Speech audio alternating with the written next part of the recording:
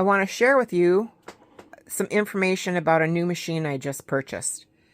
This was an import from China, and it's called the Macee brand machine company, and this is a MC-246A cylinder compound walking foot. You can use it for leather and other things, sewing machine. So let me start by saying that on the machine itself, it has a QR code right there. If you take that QR code and open it, it'll give you all of the information in regards to your parts manual and your configuration of how the machine was manufactured, all of the parts list. So it kind of looks like this. You print it off, and it helped me a lot in putting this together. So the parts themselves are numbered, and then the list is right there in English as well as Chinese, I believe. So that helped me quite a bit in setting this up. Now, in setting this up first, what happened was I put the table together. I ordered a table with rolling, locking casters, and this is called the U-shaped table. So it's a little bit different than a regular normal closed table, and what it lets you do is if you have a large item, you can put that large item through the stitching area and let it drop down, so you can continue to rotate that while you stitch, like a bag or something similar. Now, the stand itself was pretty easy to assemble. The lower tray has a definite curve to it at the bottom, so that goes across the bottom of the frame, and then your foot pedals attached to that. There's a bracket that wings in to the hole on the side of the pedal, and you secure those from underneath. And I set this whole table up on my workbench and assembled it on my workbench, and then put the tabletop right here on top of that upside down, and put my stand on that to secure it before I tipped it over and put my machine head on. So the legs are adjustable as far as height. Once you get it to the height that you want, then you secure your bracing. And this one has a crossbar here, and it worked pretty well. And then the other one is on that side. Now, the upper support has an extension that goes towards the front of the table, and that screws into the wood underneath of the tabletop. And what I did was, prior to securing my base on the tabletop, I took the tabletop, marked underneath, and got the center line. You can see that, and also did several other points in regards to that. I did have to make one change on this, and that was right here. I needed to have I added a piece of wood that was about 1.5 inches deep. It's a 2x6, and I just cut off about 10 inches. And what that did was it gave me enough length, or it dropped down this, so I could put the servo motor on that. And I had to do that because the tension on the belt otherwise would have been too sloppy. So it could have just been as simple as ordering a different size belt, but this really wasn't that big of a deal. So your servo motor mounts underneath, and we're going to discuss that a little bit further, so I'll be right back. So now I'm going to discuss the servo motor a little bit. It came with printed instructions, so you know what the parameters are that will be able to program on that panel right there. I don't have this machine plugged in right now, but it lights up. And so in order to put the motor on, it comes with this metal bracket right here at the top, and that slides into, there's 3 holes up here, and the bolts, carriage bolt goes down through the table and fastens to, and it fastens down underneath. There is a rubber washer that gets put on first, and then you have your metal washer, your nut, and then your bolt that extended down through the table that you secure that to. There's 2 on one end, and then there is 1 next to the belt slot on the other end. This lined up perfectly with that metal base right on the edge of the belt slot in the hole that was already pre-drilled. This right here is the adjustment for the motor to go up or down, and in doing that you use these 2 nuts, this one and the underneath one. So what you do is you get your belt tension correct. Once your belt tension is correct, you can see the pulley there for the servo motor. Once your belt tension is correct, and it should be pretty taut. I'm pulling on the top of it right now. Once that's correct, then you set your screws so it stays at that position. It also has a small plastic housing that comes separate that kind of protects that area of the belt when you're using the machine. So that works out, that just kind of, the screws are already on the that motor housing, and you just line them up and push it on and slide it around, and it sets really nice. So that's the servo motor installation, and it's, you know, this component already comes attached to the motor housing on this particular order. The wiring I've got set up where it's coming forward, and I use the 2 or 3 cord protector snap things that you just tap into the wood bottom to keep that cord up out of the way. And then the forward piece here, that's your control for on-off switch. Now I'm going to swing this around and show you the back side. So the back side of this, you can see how that looks. It's has the lead coming off the motor to the servo controller, and then it's also has the lead for the wire from the servo controller. This is your power, and that goes forward to, we've got our plug right here. I've got it wrapped around the edge of the table, so it's just kind of out of the way so I can see it. Now this right here on the side is your throttle. When you press your pedal down, you can see the action that it has here. Down, and this will give you the speed of your machine.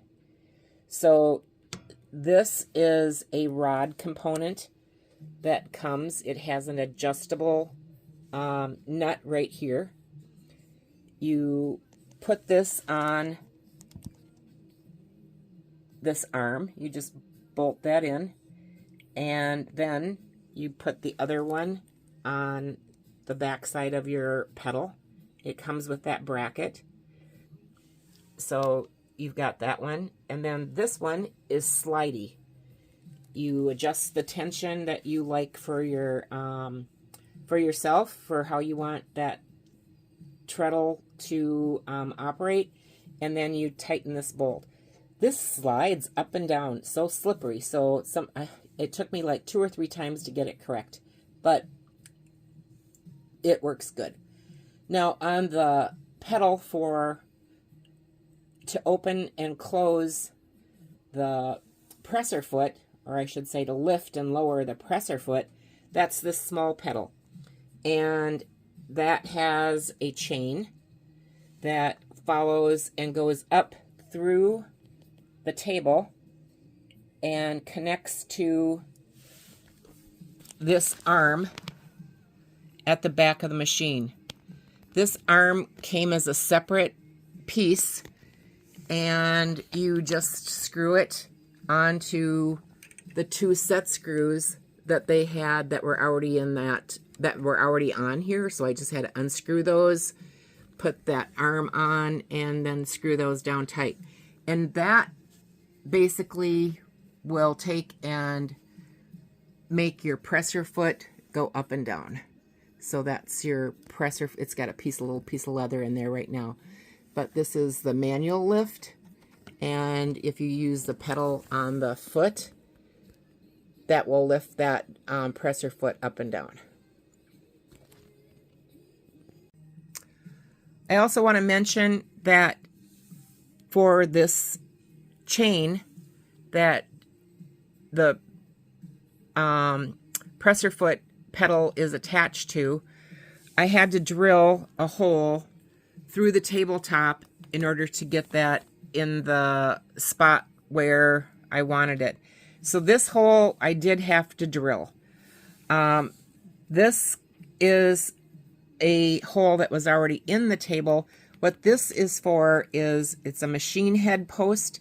There's a dowel that fits in here, and when your machine is hinged at the back right here, and then when you service your machine, you unhook the latch on the front, and this allows you to tip your machine back when there's a post in here, and it won't let the machine tip too far.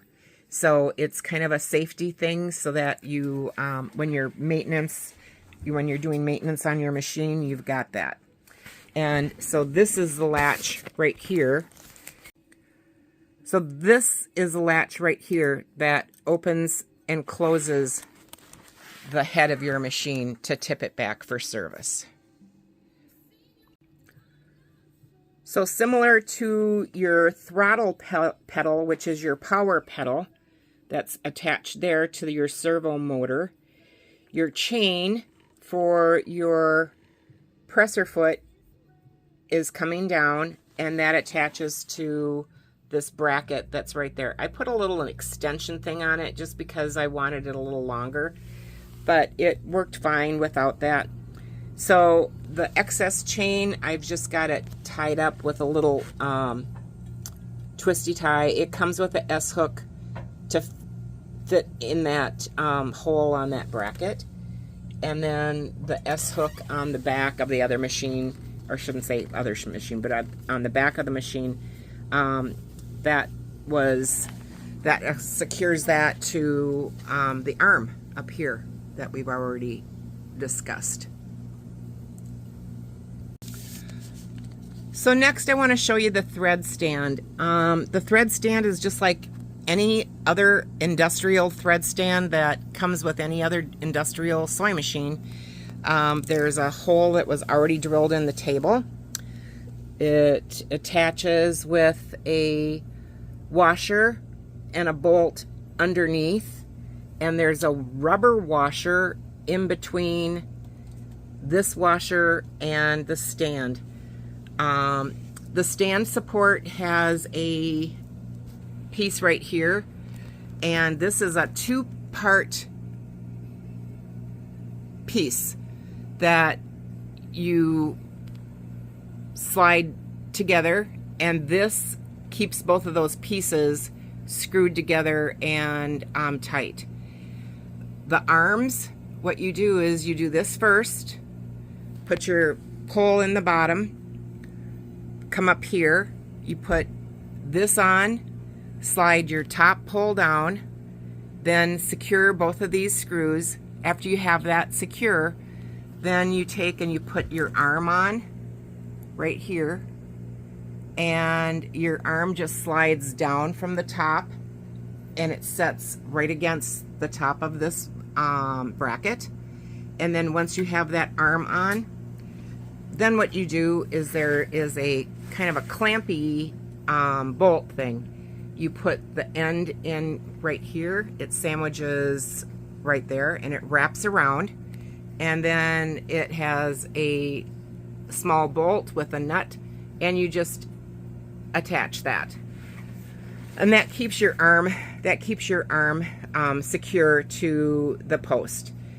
The baskets and the thread holder, that secures underneath.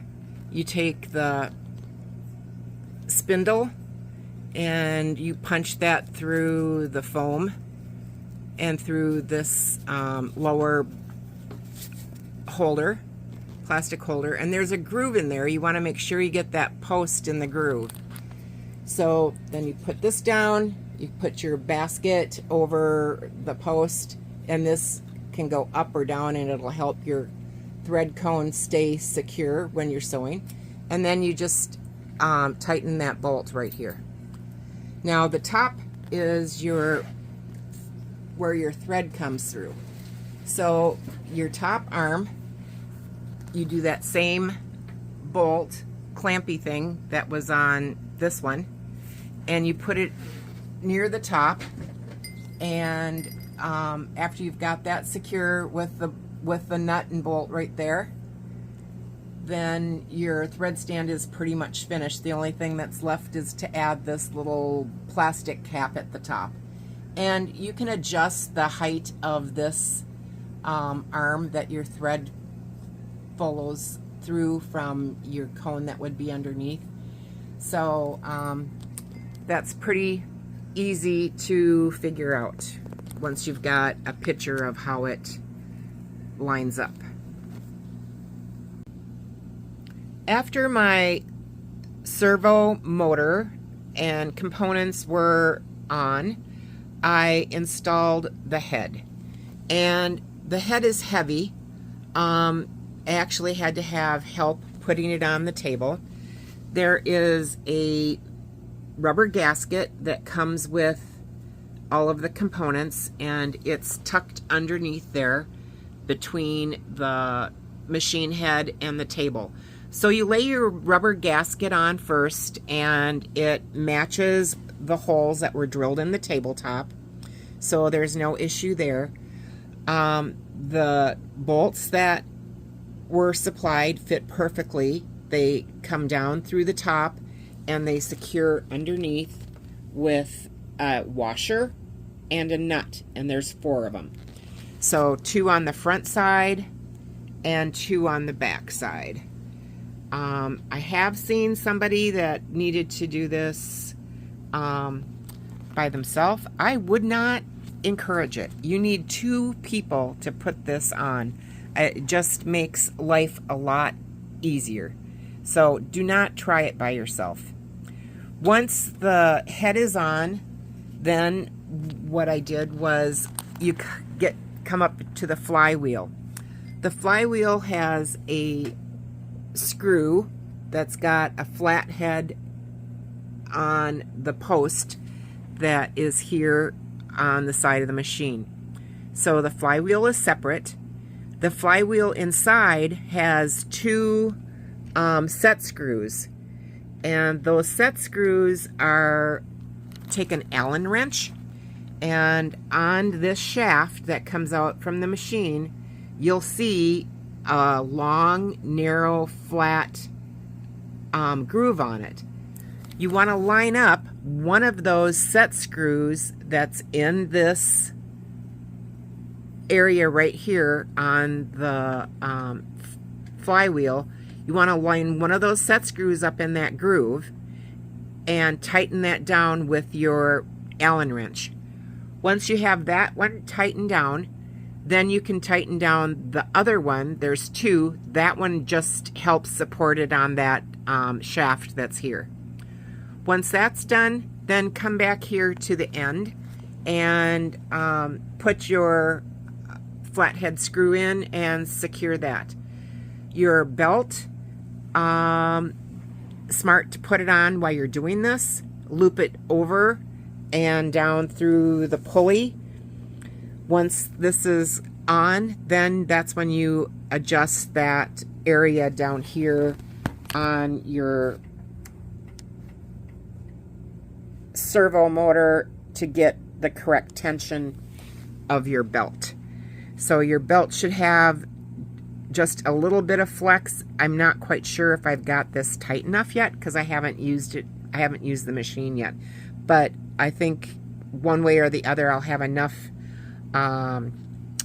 space on that carriage, on that bolt that's down here, that if I need to adjust it and go tighter, I'm going to be moving this down. This nut down, and then this one will follow after I get it to the correct correct strength, or the correct how rigid this should be. You want a little bit of flex in it, but you just don't want it sloppy, because otherwise it won't turn the machine. So that basically is how the head sets on the table, and it should be great. The one thing that I did buy was an accessory for this table, and it is this flat extension that's plexiglass. It's pretty substantial. It's nice and thick, and this is going to, excuse me, this is going to fit on here once I have that presser foot up out of the way, and it slides onto the machine and converts this to a, I'm just going to set it here so you get an idea. It converts this to a larger, flatter working space if you're not using the cylinder. So it comes with the feet and the attachments. So I think it should, you know, set on there quite nicely once once I get this all figured out and get it going. But this was an extra component. The other component I purchased separate was a edge guide. The edge guide comes in its own little parcel, little thing, and this is going to sit on here, and this will attach to the back, and it drops down, and there's two set screws on the back of the machine right here that you see that one right there? There's another one. This screws into that set screw right there. You can see those two holes, and that holds it, and then this comes down, and maybe it goes here. You know, I haven't figured it out yet. I will. So anyway, it fits on here, it comes down. This is an edge roller. It helps you keep your goods straight when you're sewing, and we'll have to visit this later. But just so you know that that's another component that you can order. I just want to mention a couple of nice features that really sold me on this machine. Number one was the fact that it has a reverse lever right here that's very easy to use. And the stitch selector right here is well designed. The other thing is that it's an automatic oiling machine. Once it's running, you can watch the oil pulse so that you know that it's correctly lubricating. The other thing is that on the top of the machine, it has its own bobbin winder. So you can wind your bobbins. It doesn't need another thing on the side of the table like most other machines have. And so that's very nice.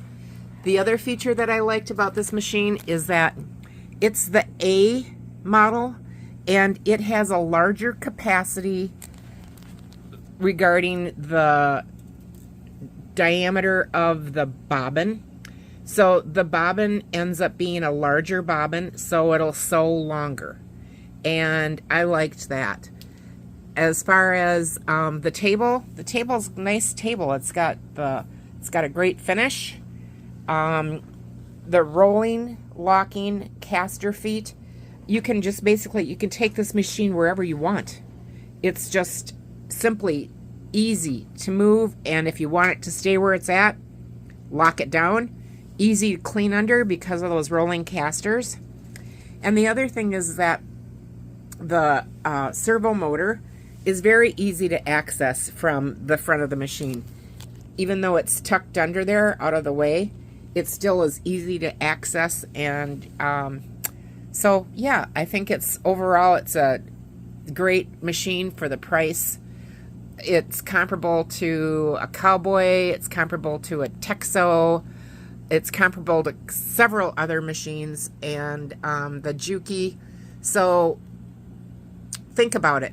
I think you'd really like it. Once I get a little bit more familiar with it, I will be doing, how to thread it and use and operation of it. But right now, I just really wanted to get it set up on the table and show you the setup feature, because honestly, it's kind of hard to find one where somebody goes from start to finish on how to put the machine itself together so that you can be able to work on it.